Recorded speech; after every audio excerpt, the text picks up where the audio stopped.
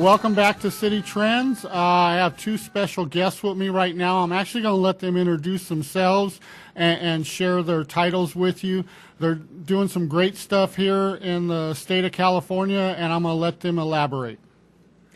Well, I'm going to cut in here, and I am former State Senator Phil Wyman and represented the Valley, and very concerned about agriculture, very concerned about water, and I have some ideas on how, with a new builder president, that we can do that and bring water from the Mississippi actually to the west, and not just California but all the west. And I'm going to tell you that I have a very dear friend of mine. Actually, it's a new friendship.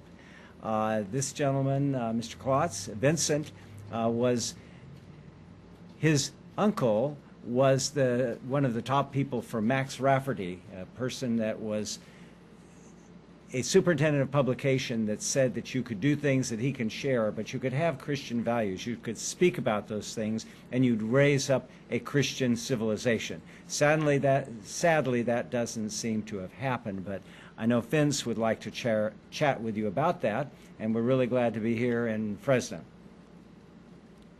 Thanks a lot, Phil. I really appreciate it. Vince, can you share a little bit about your background? Sure, George. Well, thank you, Phil, for that introduction. I'd just like to say that I've lived in California all my life. I was born and raised here. I went through Catholic school and graduated all the way through high school and went on into college, but shortly afterward I got into construction and ironwork. I build bridges and high-rise buildings in California and most of the western states also. One of the reasons I'm here is to promote conservative values, family values, and education in children. That Phil was mentioning my uncle that was involved in Sacramento. He was the deputy superintendent of public schools in California under Max Rafferty and Ronald Reagan back in the 60s. My uncle had an early death, so many of his ideas were cut short. I'm sorry I didn't pick up the ball and run with him. I was younger then at the time when he passed away, and I was pretty busy working, trying to make a living also. But in these times, in this election with Donald Trump, in this election and Hillary Clinton, I see a moment and a demand for myself to step forward to try to promote the conservative values that my uncle initiated in me as a child growing up, and that's what my focus on this discussion pretty much today will be. Thank you. Thank you. And it's really important, regardless of what your background is that you do have a moral compass that's instilled in you early on in life, and that helps you navigate life later on when the waters get turbulent. And they, the old saying that there was never a sailor made on a calm sea. You learn when the water's rough, and so it's important to have that moral compass instilled in you, so when the water does get rough, you can navigate it. And I'd like to indicate too, I was as surprised as everybody that Donald Trump went and won the nomination of the Republican Party. I've been in the Republican Party, and my family actually goes back to the founding when Abraham Lincoln was first elected. Wow. What is exciting to me is that the Republican Party has chosen somebody who's not the usual person. The person is a builder, just like my friend here is a builder. He wants to accomplish things to make our nation safer. He believes, and as I would have to say, a baby Christian, a person who's coming to and has come to a knowledge of Jesus Christ, and that kind of a transition and his background really tell me that this is the kind of leadership we need, because we need leadership. We need to be sure that our people are taken care of. Particularly he and I and many believe that we need in education, and this is what Max Rafferty was talking about, that we need charter schools, we need independent schools, we need schools in the central portions of our country, in the ghettos, if you will. And I saw this in Sacramento at the Martin Luther King parade a couple of years ago, and went to the after conversation when people from all over California and Sacramento were gathered. And it was beautiful to see that the people of color were interested really in one major thing, and that was charter schools. And they wanted better schools. And whether you're Hispanic or whatever your ethnicity is, our public school systems are not adequate to do it. You need input, and you need the freedom of traditional values that Max Rafferty. That's how I got involved in politics as a young man when I met Abraham Lincoln. No, not quite that old. But when I remembered that my great-grandfather had come to know the Lord and helped to raise and bring Abraham Lincoln to the Lord, that some wonderful things were happening. And so those kinds of opportunities, and what I think Donald Trump brings to the nation, and there is an opening now, and there's a push to put California into play. We've got people up and down the state that are working and describing why we need new leadership. And that's one of the reasons that throughout the state, people are getting ready to make decisions. But I really appreciate everything that Dr. Max Rafferty provided for us, and the options that we need to recover and have values that are important. I wanted to indicate too that I was really, I think, like so many people, shocked that at the Al Smith dinner, which is when the Republican candidates and the Democrat candidates come and are given a chance to give their speeches, that some of the staff of Hillary Clinton, prominent staff, had said disparaging things about the Roman Catholic Church. I think it was sad that the cardinal himself had to ask that there be responsible commentation and an effort to prevent that from going forward. There needs to be more than an apology, and I think the people of our state and our nation who believe that the unborn are critical and have rights as did slaves, and that was cured by Abraham Lincoln. But when we have abortions that are occurring right at the time of birth, I was very proud of Mr. Trump for saying that this was totally wrong, and I was saddened that this gathering, which is comical, it has a lot of different aspects of it, but it was hosted by the Diocese of the Catholic Church. So we have many wonderful Hispanic and of all ethnicities here in the Valley. I was very wonderfully blessed to have on my staff as a Republican, an Abraham Lincoln Republican, the granddaughter of Cesar Chavez that helped me as we dealt with the preservation of language for Native peoples. So we need to, I think, look closely at who the candidates are, and particularly let's see if we need a builder so that we can meet some of the obligations that we have to protect our people and to energize and rebuild our nation. I got a quick question for you guys. What do you think would help stimulate the economy and move the economy forward right now? Well, I believe that the future of our economy is the Hispanic culture. They're family-oriented, they're hard workers. I come from a Spanish culture. My mother is from Costa Rica. Okay. My uncle also had his doctorate, Dr. Edwin Klotz, under Max Rafferty, was in Spanish history. He got his doctorate degree in University of Madrid in Spain. The Spanish culture is family-oriented. They believe in pro-life. They're hard workers, big families. the future economy of this country is in a new revival, I believe, is the Hispanic culture. And I think that Donald Trump is our way to get there.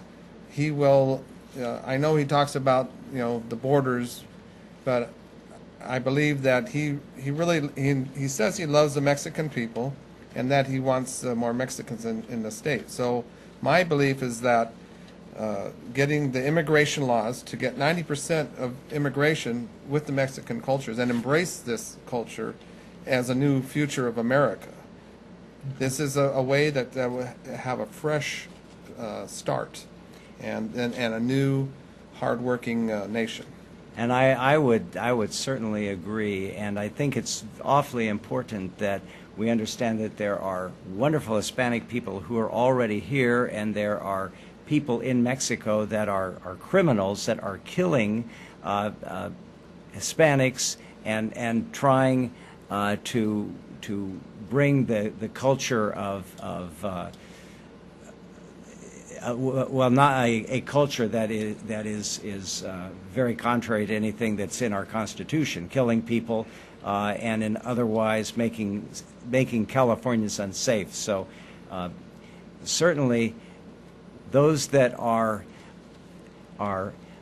working hard and have never done anything illegal other than immigrate should be given the opportunity, if they have no criminal background and they've served our community and our state, they should be allowed to go to the end of the line and to go forward and to become citizens. And if we have some, as Donald Trump and the 16,000 people that run the border, the feds that have endorsed him, are saying we want the right people here. And I think that's what Donald's is saying. It's not easy to say that, but we've seen what happened in San Bernardino County, and so it's wonderful that people can come together, that those who are here that can do the work can meet all the obligations, and those that are here, like the illegal who murdered Kate Steinle, that person needs to be not only executed, but have to meet the requirements of our laws. So those are issues that I think that Mr. Trump is talking about. We feel that there is a momentum coming, and that a lot of people are really looking for new, fresh leadership. He's a man who has built. He knows how to do that. I can say, as he has said, that you go to some of our airline locations, and what the problem is that everything is ancient, and the same as our highways. So those issues, and also I have been promoting a notion of bringing water to the state of to all of the western states. That's really important Yeah. right now in the valley, because obviously, I mean, you can drive around and see the devastation because of the water issues, and a lot of people that don't really understand what it takes to resolve it, they all have simple solutions. Right. But as you start looking at all the problems that are involved and all the rights that are involved with water, it's not an easy solution. But That's you right. said there was something about pulling from the river. Well, actually, it was FDR and Herbert Hoover, both of whom were hardcore Republicans and Democrats, and one was governor and then became president, and of course FDR was there through the Second World War. But they both, and if you look at the Hoover Dam and you look at the infrastructure that Democrats of those days were promoting, you can see that there is a convergence that can make a difference. And I do believe that, and the proposal that I have discussed as I was running for the United States Senate this year, and we did beautifully well in the Valley. I'm very proud of that. We spent only a fraction of that others have proposed. But this would basically bring water from the upper Mississippi. It would bring it to the west, not just to California. I used to represent the Owens Valley, and they had no use for what happened by the Department of Water and Power. It would say all of that water would come, and there would be large lakes as it was identified and brought to the west. So there would be storage locations, some 300, and it would water the entire West, and as it came into California, it would go to places like the Salton Sea and increase its depth to the point that it would be, I would call it the Eureka Lake. It would be fresh water, and around the Eureka Lake would be enough acres of land so that we could actually equal all that we have here in the Central Valley. So we could meet the obligation of 100 million Californians in another 50 years, and we could feed them, the nation, and the world. This is an idea that I've talked to, and I'm still very interested in policy. I have my background in water law from UC Davis, but we can do that.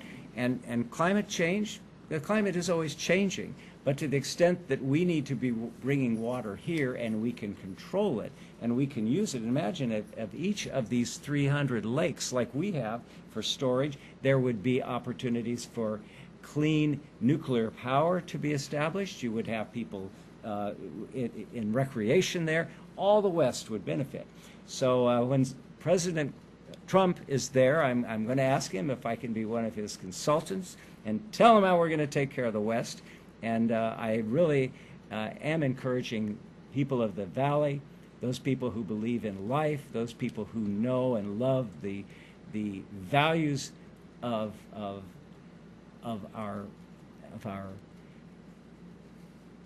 those people of faith, including those of Catholic faith, that anybody who has his or her chief of staff that's actually taking down these people and saying they've done something wrong should not be associated with a candidate for president, and if she believes that, she should not be elected president of the United States. Other than that, I don't have any opinion. Okay. And here's the thing. I remember when Tip O'Neill was in Congress, and the parties. I personally like having a two-party system because when there's too much power in either direction, ultimate power corrupts ultimately, Exactly. right? And so you got to have checks and balances. But there's some really important issues coming up, and the polarization. It's not helping resolve them. No. So the areas where they can come together, they need to find ways to come together, and because we sent them there to help fix the problems we have. And my personal opinion is where they can work together, they need to work together and start addressing the needs. And I think that's why some of the people are so upset right now, is because a lot of times they're not finding ways to come together and address some of the issues that we need addressed. You're right on the target on that.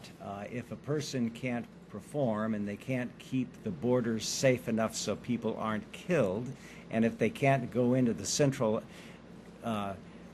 large venues that we have in the nation, and we need better education, then we need to do those things. And that's what Vincent and I have talked about as we've just become very good friends, and Max Rafferty pushed those things. I remember he had legislation that said these traditional values are not anathema from being taught in our schools. They used to allow the Bible to be read and to be understood as the history of civilization. So we need to do a lot of things and change, and I think we need new Republican leadership. We need certainly to bring the conservative and the traditional doers that are Democrats. We bring those people together, and we can recall Ronald Reagan and Tip, and they'd come and they have a drink in the evening, and they would do that which needed to be done to make America great again. I was not initially a endorser of anybody, but when I heard other people share with me that we need somebody of strength that will take care of us and that will get rid of the people and kill the people that are killing our people. We are a nation, and if we were to suddenly evaporate, can you imagine what would happen to the world, let alone the lack of the rule of law in our own nation? People are being taken in Iran. They're being murdered for doing nothing other than not God, but a mullah tells them who and what should be done. So we're in busy times.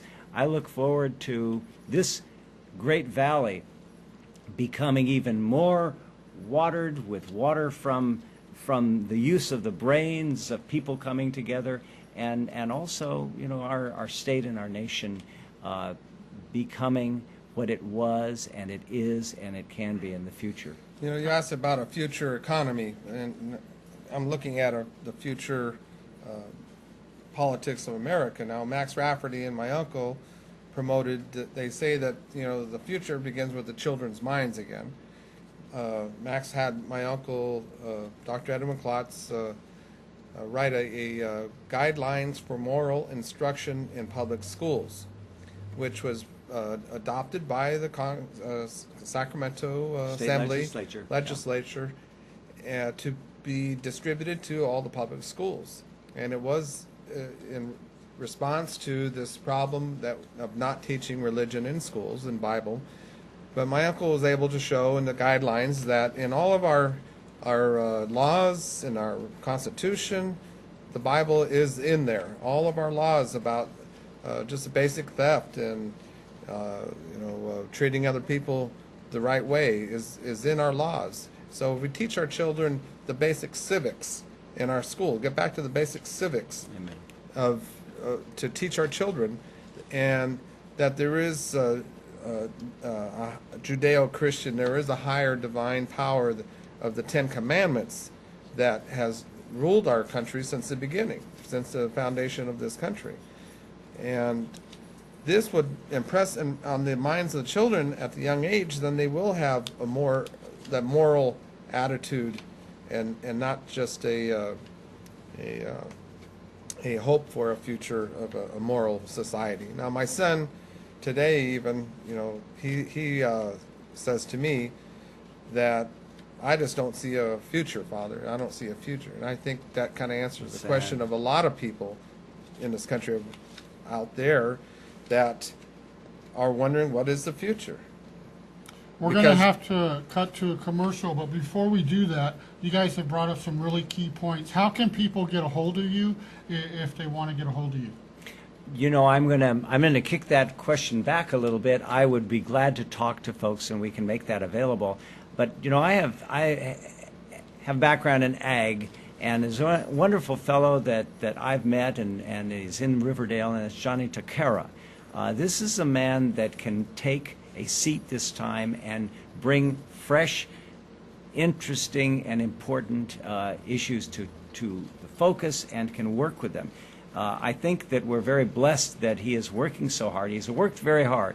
We always like to say we Republicans have to work a little bit harder because there are fewer of us.